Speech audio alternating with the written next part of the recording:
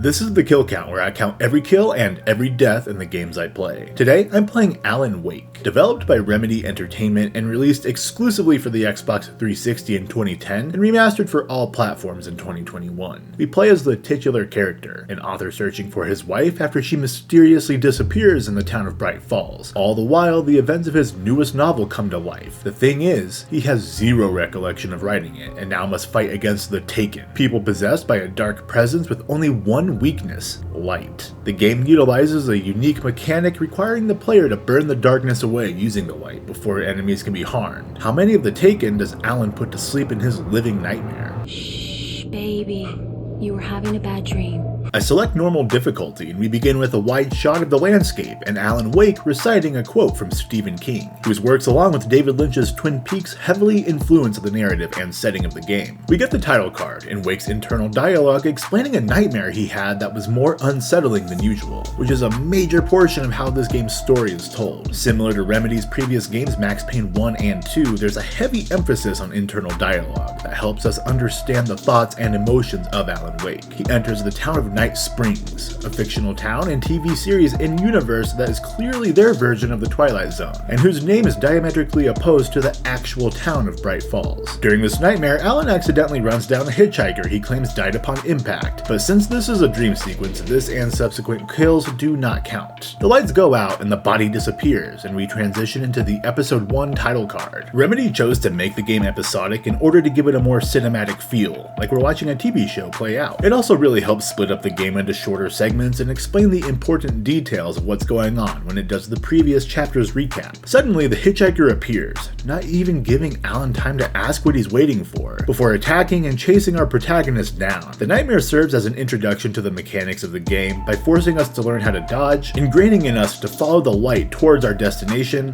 and of course, how to fight against the Taken. At the end of the nightmare, Alan outruns a storm and takes shelter in a lighthouse, but it's still not entirely safe as he's jumped by something from above before his wife Alice wakes him up. Even though they don't count, the nightmare contained 12 kills altogether. I was responsible for 10 of those personally, but Alan kicked it off by killing the hitchhiker, and a man named Clay Stewart was killed by the possessed version of the hitchhiker. It's suggested in the Alan Wake files that Clay is a man that has recurring nightmares being chased in the woods outside of Bright Falls until he eventually meets Alan Wake. They fight against the shadowy figures together, but he always winds up getting killed at the end of his nightmare. That's rough, dude. Imagine being an NPC even in your own dreams. Alice makes a mental note to get a CPAP machine to ease Alan's snoring, and they get out of their car as the camera pans up and we get a full shot of Bright Falls while their ferry approaches. Alice tells Alan to go pose with the old man prop standing at the front so she can snap some photos. The man introduces himself as Pat Maine and recognizes Alan right away and asks if he'll do an interview for his nightly radio show. He tells Pat to fuck off in a polite way by saying he's on vacation and just isn't interested right now. As they continue their approach, Alan's agent Barry Wheeler gives him a call. It's cordial, but it's also obvious that his agent is itching to get Alan writing again. He's been suffering from writer's block for the last 2 years and is hoping this vacation can clear his mind and get him working again. Once on dry land, Alice drives to the diner and asks Alan to go retrieve the cabin keys from a man named Carl Stuckey. She's going to go fill up their car with gas, but Alan has her plenty covered.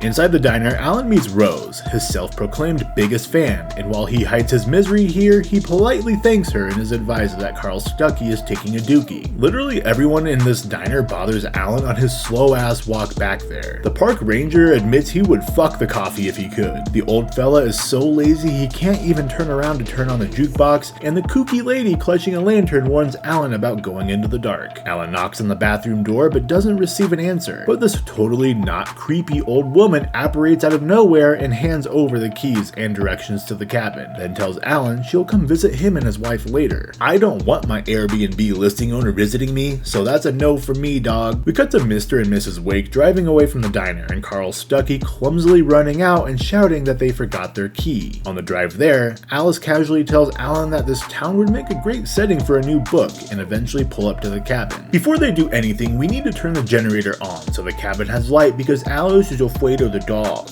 Alan admires the sunset before heading inside, where he remarks on some books written by an author named Thomas Zane he has never heard of. Alice calls for Alan, claiming to have a surprise, but it's not her. It's in the study. Alan gets real angry here because who wants to work on vacation? Alice is just trying to help him through his work struggles, but only succeeds in angering him further when she brings up a clinic in town for struggling artists run by a man named Dr. Emil Hartman. Suddenly the lights go out and Alice can no longer see or hear Alan, while a quick glimpse of the woman in black, Tyler Durden's, between them. This happens very quickly and Alan never even notices and storms into the night where she can't follow. Just a few seconds later she shouts from the cabin and Alan heads back, but gets dive-bombed by an unkindness of ravens, with 2 of them getting incinerated by a flashlight for the first official kills of the game. Upon entering the cabin, he hears another scream and a broken balcony. He looks down to see his wife in the lake and dives in after her. He tries to save her from the watery wonderland, but blacks out instead. A voice tells him to keep going before Alan wakes up in their car hanging off the side of a cliff, confused as to how he got here and how his phone is dead when he keeps that bitch on the charger all the time. He sets out in search of Alice, but not before commenting on Dr. Hartman's smug, punchable face on the cover of the book in the trunk. The goal here is to get to the gas station in the distance, but Alan can't abide by these littering ass townsfolk and picks up some paper. It's a page from a manuscript containing his name and the working title of his next novel that he just hasn't started yet. These manuscript pages are collectibles littered throughout the game, and they contain tidbits of information that have yet to happen. So if you collect enough, you can recognize situations as you approach them and prepare accordingly. This one says I'll be attacked by an axe murderer, and it just so happens I can spot that axe-wielding son of a gun in the lumberyard. Alan hasn't quite grasped the situation yet, so he casually approaches the man and realizes it's Carl Stuckey. But this version is pretty sucky. There's a dead body where he was standing, but I'm not sticking around for long. I enter a brightly lit cabin and shut the door where it gets to the Jack Torrance experience. Alan attempts to call the 5-0, but Carl knocks the phone lines down and aims to do the same to the cabin, quickly convincing Alan to take the side door. On our trek through the woods, he runs into several of the Taken and gains 15 kills along the way until he reaches another lumberyard where he lays the wood on Carl Stuckey and his minions. Except I get stuck behind this ammo box during the fight for a slightly embarrassing mishap that actually helps shield me from incoming attacks. Afterwards, I'll locate the gas station, but no one is there. We pass the time by watching myself blabber on about some nonsense while trapped in that cabin with a typewriter, before calling the police, who have the fastest response time known to man. We meet Sheriff Sarah Breaker, and Alan explains what happened at the cabin on Cauldron Lake, but the sheriff tells Alan that there hasn't been a cabin or an island on the lake since the volcanic eruption in the 70s. Thinking maybe he bonked his head a little too hard, she promises to drive him by the lake before going back to the station so he can check it out himself. She inquires if he saw Carl Stuckey, but he knows damn well he can't confess to murder right now. We watch Alan in disbelief as he realizes the sheriff is right, and episode 1 ends there. Episode 2 starts 3 years prior in a very snowy New York City, with a familiar voice reading the 2 new manuscript pages on Alan's desk. This was a late goodbye.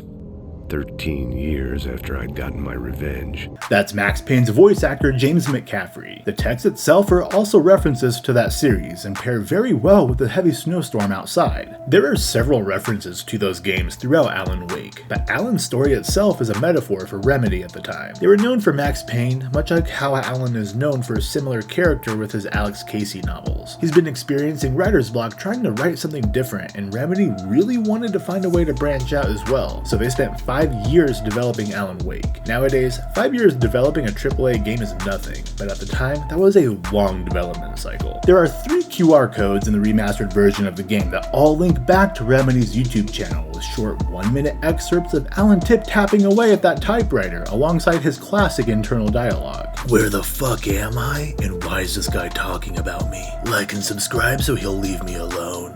I really enjoy Remedy's style of storytelling. For those interested, they provide the chance to dig in deeper into the lore by creating experiences outside of the video games. You can understand it just by playing through the game, but you get so much more detail if you go looking for it. The power cuts out, giving Alice a little fright, requiring Alan to light those candles for romantic story time. When it got really bad, my mom gave me this old light switch. She called it the clicker. We jump back to the present day and Sheriff Breaker asking Alan how he wound up at the gas station, but he does a piss poor job of not seeming suspicious here. He doesn't answer any of her questions and then interrupts her to take a phone call. On the other end is Alice, and a strange man demanding Alan to stop talking to the Fuzz right now, otherwise Alice Wake will become Alice Lake. He tells him to go out back to find something he left in an old car and to meet him at Lover's Peak at midnight. We meet local drunkard Walter Snyder on our way out back, where Alan angrily obliterates some wood into dust before finding Alice's driver's license on the seat of the junker. Continuing his suspicious streak, Alan barges back into the police station telling the sheriff he's gotta go. But when Alan sees a punchable face, by God, he's gotta punch it. Clinic is a place where... Right on time, Alan's agent Barry waltzes in like, you get a lawsuit, you get a lawsuit, everybody gets a lawsuit. Alan unloads his story on Barry on their way out to some cabins near Lover's Peak, but Barry side-eyes him the whole time thinking he's gone mad. While at the cabins, we speak to Rusty the park ranger, who tells us about cute little Max here that got himself caught in a trap laid down by a poacher. While the good boy gets patched up, Rusty hands over some keys and lets Alan know the direction to the peak. We cut to Alan and Barry in their cabin, with Barry urging Alan to explain everything to the police. I was literally just there, Barry. Instead, he tells Barry in his puffy ass coat to stay behind while he goes on a nighttime hike that's interrupted by shouts for help at the visitor center. We visit Rusty in the back sporting a bloody injury. Alan asks if this is some weird way to bond with Max, but all Rusty can talk about is a page he read that came true. I head over to the fuse box to turn the lights back on, but my intentions get axed pretty quickly. Alan hears Rusty scream again from the other building and shoots one of the perps while watching the other get incinerated by the live wire. Further along, I recoil in disgust at that fat shit the Taken have taken in my path. Once back in the visitor center, Alan notices the big gaping hole in the side and Max's lifeless body right outside the hole. This is when Alan wicks some ass and kills the corrupted version of Rusty and his goons. A few minutes later, Alan finds the sign pointing him towards Lover's Peak, where he'll meet his lover's kidnapper. He's able to tally up 14 more kills with his trusty revolver while screaming nevermore at another 3 ravens. While riding a trolley, Alan's ass gets tossed off like he was caught pissing on the floor in the club, and 3 shadowy bouncers are there ready to pummel him. However, they turn to dust when a strange man arrives to help Alan out. He judges Alan's flashlight as inadequate, while Alan deduces internally that this muffa is the kidnapper. This begins a sequence where we follow him around armed only with our light and have to rely on him to shoot the Taken, which is honestly quite annoying because he's slow as hell and can't seem to decide on who to fucking shoot. He successfully downs 16 of them himself before Alan confronts him about Alice. He doesn't even try to hide it at all and immediately demands Alan's manuscript, but instead Alan's fist goes idle again. After they fall, we're able to recover the man's revolver and can finally defend ourselves against the many Taken occupying the woods, and gets reminded of why he chose to be an author. Hunting is a hazardous occupation. Barry gives Alan a call to backpedal on his insanity accusations because the cabin is now covered in ravens and he isn't about to pay the bill to clean up all that bird guano. Finally, Alan finds a car conveniently waiting for him but needs to unlock the garage door. Inside a nearby building, we pick up the keys, but our mere presence angers this shy shitter to the point he busts out and attacks us. When Alan speaks to the kidnapper over the phone a few minutes later, he tells him he needs a week to finish the manuscript, but the dude is impatient AF and gives Alan 2 days to finish it and meet him at the coal mine. We pull up to the cabin to see that Barry wasn't exaggerating and that things have gone hella Hitchcock out here. It's incredibly difficult to accurately count the ravens during these fights, which is why I relied heavily on the trusty stat screen to determine how many of these birds are taken down, netting 59 with the flashlight and 164 using the flare gun, for a grand total of 223 birds, pushing that count up significantly. After saving his ass, Barry apologizes for doubting Alan's claims and heads into town to try and find out more about the kidnapper and Cauldron Lake, while Alan attempts to write. Rose from the diner gives Barry a call, sounding like someone shit in her cereal, and claims to have found all of Alan's pages. It cuts to Rose's side, and we see the lady in black as the culprit that brought a new meaning to chocolate milk. Episode 2 ends there, and we begin episode 3 with Alan and Barry entering the trailer park where Rose lives and Sheriff Breaker giving Mr. Wake a call to inform him the FBI wants to have a word. While the park manager slowly leads the duo to Rose's trailer, Barry informs Alan of all the strange stories surrounding the town, and especially Cauldron Lake. The natives in the area believe the lake to be a door to the underworld, which didn't stop an unknown author named Thomas Zane and his lover Barbara Jagger from owning a cabin on the lake. Every one of those articles was written by a woman named Cynthia Weaver, Weaver, who we find out is the lantern clutcher from the diner. After what seems like an eternity of walking, we reach Rose's trailer and learn she doesn't have papers, and puts the drugs in our coffee instead. Alan's last name rings true a day later in Rose's creepy shrine room and sees himself on the TV. Man, this episode of The Circle is fucking weird. Reality TV Alan claims to be working with Thomas Zane and the old woman on a new story, but he can't stick around for the next episode and has to get to the coal mine right away, leaving Barry in Rose's living room in a position that'll require chiropractic correction for sure. At the front of the trailer park, we find out the park manager called the heat, thinking we did something to Rose, and we meet Agent Nightingale, who lets his gun do the talking. Thankfully, the FBI on Nightingale's badge stands for fucking boozy idiot, and he misses, allowing Alan to run into the woods and run through a dried up riverbed, dodging the other terrible shots from the Force. During his escape, the dark presence begins to show itself, throwing cop cars all around, but none of them contain any dead bodies to count. Michael Schwendler on the sound design team shows off how they came up with the noise attributed to the dark presence. They first took an ordinary crying baby sound and modified that. Then took the adorable sounds of baby kittens and did something similar. Then they combined those two tracks together to create the sound of incoming enemies. Ravens succeed where the presence failed and down a helicopter before they can snipe Alan. It explodes in the distance, and while we don't know exactly how many cops were inside the chopper, we know there were at least 2 with the pilot and the shooter. With them gone, Alan decides to head towards the radio station in the distance so he can talk to Pat Maine from the ferry and get directions to the coal mine. This is the first time we encounter corrupted objects in the game, with the dark presence attempting to block my path by possessing a gate. There are plenty of these encounters throughout the game, with some objects posing a greater threat than others, but with them being inanimate objects, I won't actually count any of these as kills. Beyond that, Alan uses flashbang grenades exclusively on his run to the radio station, where Pat invites him inside only for Nightingale to pop up and spray bullets inside. What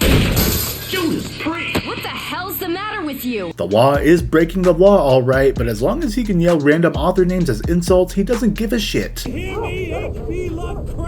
We do our part to remove the shadow over Bright Falls by adding 20 more taken to the count while getting fucking jump scared by a wheelbarrow, and then taking on the first inanimate boss fight of the game. Alan finds a truck and begins driving as the sun rises to give us temporary relief, but for some reason he stops and gets out of the vehicle, and I honestly didn't realize I could have kept driving here until I ran too far down the road. Thankfully, everyone in this town leaves their keys inside at all times, so I treat this as Grand Theft Auto for a bit and joyride in another 3 vehicles on my way to the coal mine. In their attempt to do something completely different than Max Payne, Remedy intended to make Alan Wake an open world game, and I think that's most prevalent in the short driving sections. The idea was to blend cinematic action and storytelling with an open world setting, but they found that difficult to implement. They included a dynamic day and night system that turned the experience more into a survival game, where players gathered resources during the day and then hunkered down at night to defend against enemies. Microsoft agreed to publish the game after seeing a short demo of their open world iteration.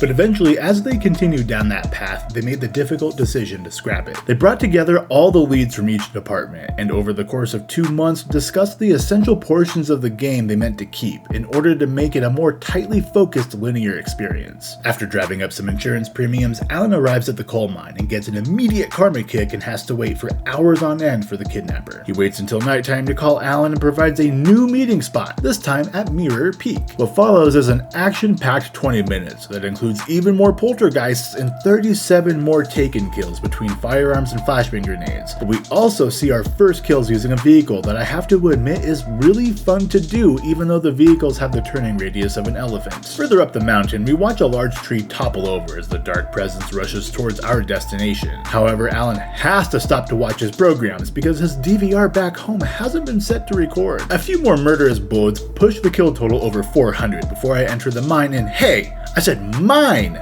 Make like Jordan Peele and get out! Upon exiting the mine, we're gifted a lot more kills here, bumping it into the 500s. Ravens make up a good amount of these throughout the game, so we wind up with a surprising amount of kills at the end. But it's the taken that ultimately get me halfway to 1,000 kills here. A ways off, the kidnapper can be heard begging for forgiveness, and that his employer didn't know the extent of who they were fucking with. As Alan continues his approach, we hear him admit they never had Alice and only used voice recordings to make it seem like they did. Alan is finally within striking distance assistance, but instead the kidnapper becomes the cow from Twister. And that's the last time we see him, but he does show up as one of the Taken in the psycho thriller comic book that takes place after the events of the next episode of this game. It's there, and in a novel that we find out the man's name is Ben Mott. Alan can't escape the Twister either, and is tossed into the lake where a strange hand grabs his right as the episode ends. Episode 4 begins with Alan waking up to Alice. Wait, god damn it, not this guy again! Dr. Emil Hartman pulled him out of the water and claims that Alan is suffering from schizophrenic symptoms after Alice drowned. Hartman gives Alan a tour of his suffering artist retreat, but as he continues to talk about Alice's death, Alan internally says that he doesn't believe a single thing this man says. He takes on all sorts of creative clients.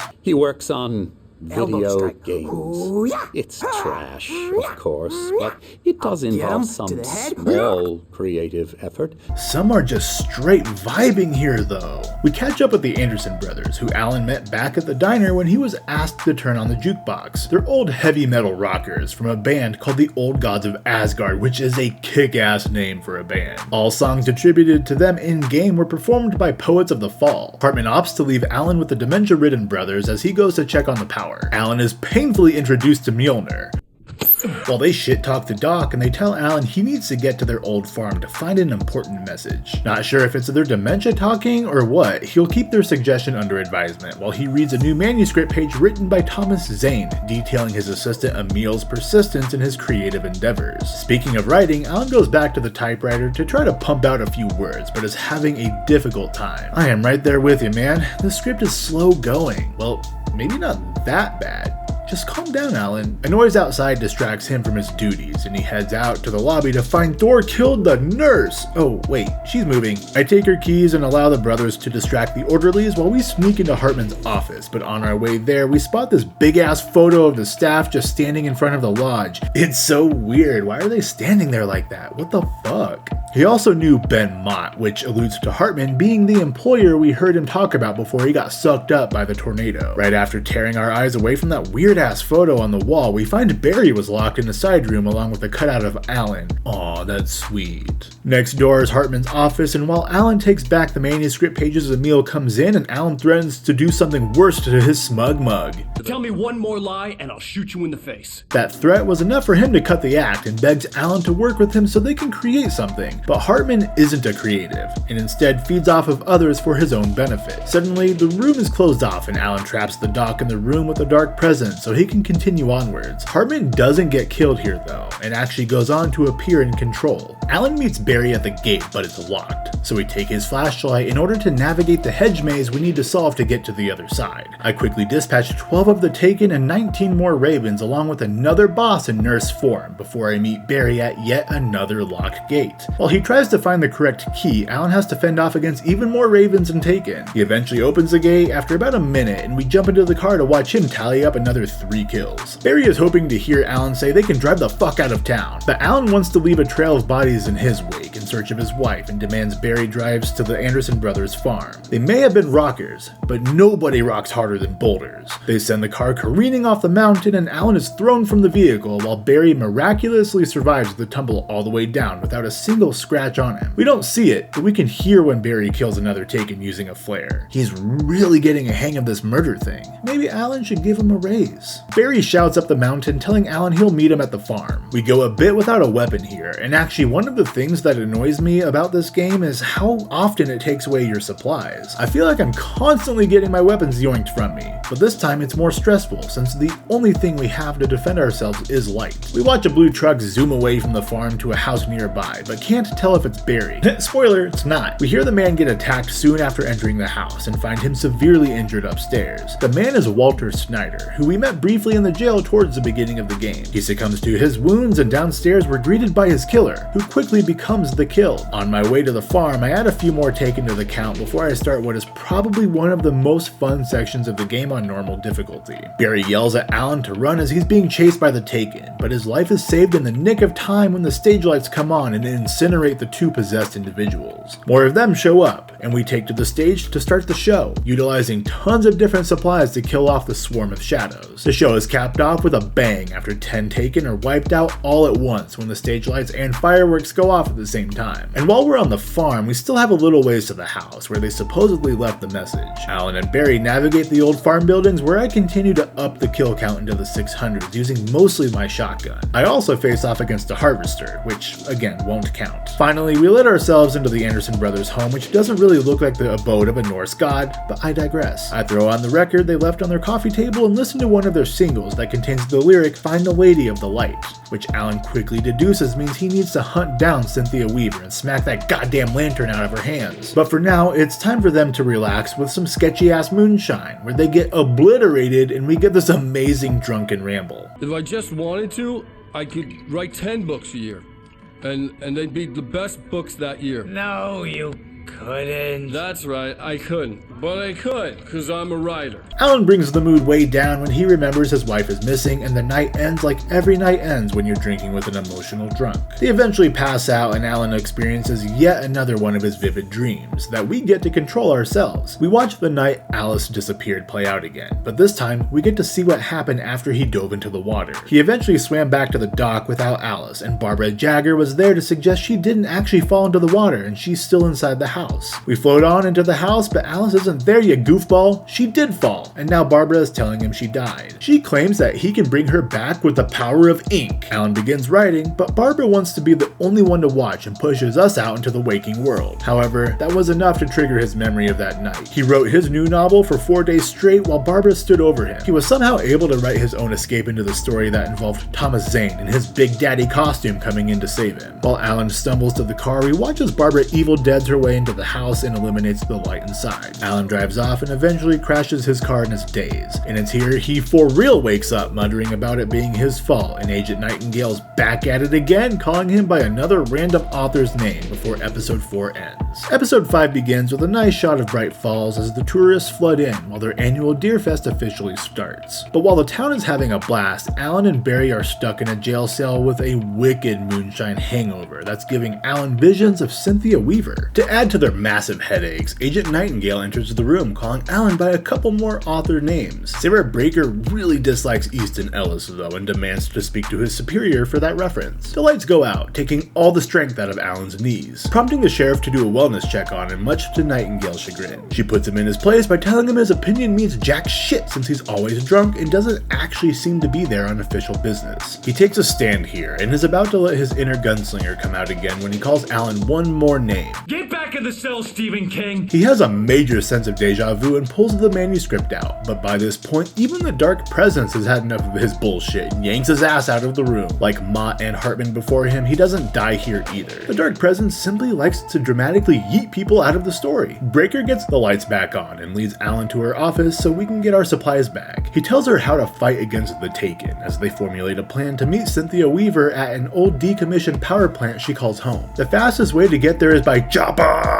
So while her and Alan head out, Breaker asks Barry to stay behind and call some of her friends to inform them on what's going on. Once we leave the police station, this begins the most action-packed 90-minute portion of this game, with by far the most amount of kills across all the chapters. During our run through Bright Falls, Alan and Sheriff Breaker kill a ton of Taken together, but Alan is the only one reducing their avian population. Barry himself shows up to eventually tack on another kill of his own. Guess that one saw the light, huh? I tell the terrible jokes here, Barry, so shut the fuck up. Remedy put a ton of research into crafting a believable Pacific Northwest town. They drove roughly 2,000 miles around Oregon, Washington, and British Columbia over a 2-week period, snapping thousands of photos and recording hundreds of hours of video in order to get a sense of the region. There are 2 towns that provided a lot of inspiration for creating Bright Falls: Astoria in the northwest of Oregon where the Goonies takes place, and North Bend in Washington State where Twin Peaks was filmed gave them what they needed to design the layout of Bright Falls. Crater Lake in the south of Oregon was one of their favorite places they visited. If you've been there and thought Cauldron Lake in the game looked familiar,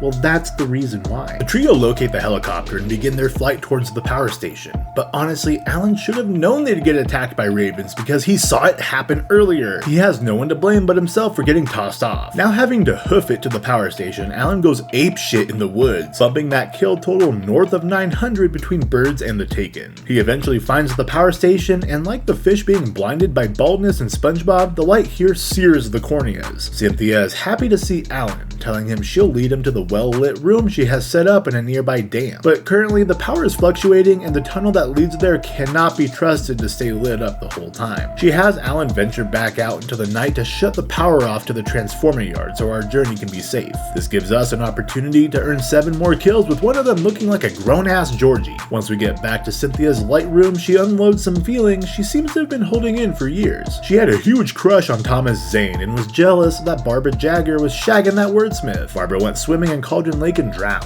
Her death hurt him and he attempted to write her back into existence using the supernatural powers of the lake. What came back was not the same person, instead an imitation of Barbara possessed by the dark presence. In his desperation to undo everything, he wrote himself, Barbara, and everything he ever wrote out of existence. But it was too late to erase what he brought into the world. He left one item to Cynthia in the event the darkness takes hold of someone else, and that's what we're going to retrieve in the well-lit room. Before they go too far, Alan calls Barry up to let him know where they're headed, but the phone cuts out as Barry screams and a quake rocks to the ground above them. Despite Cynthia calling him dumb and a fool, Alan climbs out of the tunnel in search of his friend. You're gonna have to be more creative with your insults, lady. Maybe next time call him Dean Koontz to really rile him up. He lands like a drunken ballerina and very quickly gets the kill count into quadruple digits by eliminating an entire flock of ravens. He locates both Barry and Breaker further up the mountain and teams up for a brutal beatdown of the Dark Presence's minions. Our heroes continue to make their way to the top of the dam until they're split up by a broken door that forces Alan to find another way up. But even when he does that, the Presence impedes his path by throwing even more enemies our way. After realizing her shadows keep failing, Barbara tells Alan enough and sends a tornado instead. Since Alan's conditioning is trash, it takes him a minute to sprint to the elevator Cynthia, Barry, and the sheriff are patiently waiting at. We take the elevator down and open the massive door to the well-lit room, where Alan finds a page written by Zane about the clicker given to him as a child. The clicker itself is also inside the box, indicating Zane himself wrote the clicker into existence and helped push Wake to this town to become the hero of the story. That revelation ends the episode, and the final one begins by sending us back to New York City 2 years prior to the events of the game, with Alan waking up on the wrong side of the bed. The hangover from the night before requires sunglasses and painkillers to alleviate. He turns the TV on and watches himself on a late night show. The physical Alan Wake is played by actor Ilka Ville in both the live action segments seen throughout the TVs in the game and with the character model. They really love him over there at Remedy and bring him back for Alan Wake cameos in Quantum Break and Control. But Alan's voice isn't his. Instead, Matthew Peretta does all the voiceovers for the character. It's hard to tell for sure, but it also looks like writer Sam Lake is making a little cameo in the show. After he turns the TV off, Alice comes home to unload the groceries, while Alan unloads his grievances over the book tour he's been doing. He suggests that they go on a long vacation once it's all finished, and we cut back to the present day. Alan tells the rest he has to go back to the cabin on Cauldron Lake and write an ending to the story. Upon leaving the dam, he drives to the lake during the daytime, but the Dark Presence was hard at work blocking his path during the night, with a manuscript page mentioning it now fears Alan and the power he holds. Most of this episode consists of Alan beating that Taken booty, and here on out there's a lot of action. He fights his way to Cauldron Lake, adding a bunch more Taken and Ravens to the kill count once things suddenly go dark.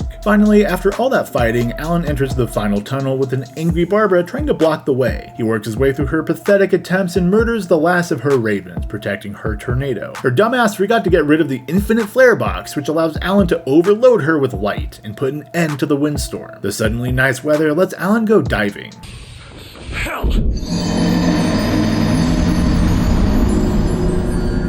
He jolts awake inside his bedroom with that Mountain Dew coloration. Alice tries telling him he's only having a nightmare, but he can recognize an ordinary nightmare from a fake one and wanders into the living room. The word clicker is just floating there above the coffee table. Maybe next time it'll say pizza or burrito, but nonetheless, Alan burns the words away with a flashlight to reveal the clicker. Zane appears to tell Alan he needs to get to the cabin and fill that bitch with light, but then Alan looks to his left to see an unsettling doppelganger. Zane nonchalantly tells Alan that he's looking at at Mr. Scratch, his evil twin that will take his place now that Alan is trapped inside the lake. Okay, it is what it is, I guess, so let's just play some word games to unveil the cabin. Once the cabin is no longer hidden, Alan enters and comes face to face with Barbara. He looks down to see a gaping hole in her chest and one of the most obvious statements ever made. I am much older than you. Yeah, no shit, lady. The darkness inside her tells Alan it'll find a new face to wear, but he goes elbow deep inside the borderline and presses the button on the clicker to kill Barbara Jagger for good. He fulfills Zane's wish by filling the cabin with light, and now that he's all alone, he walks to the typewriter to finish the ending.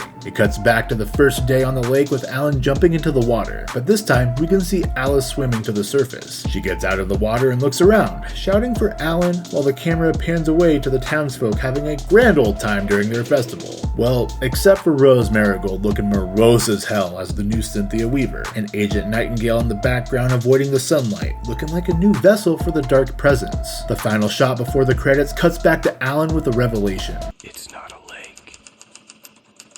It's an ocean.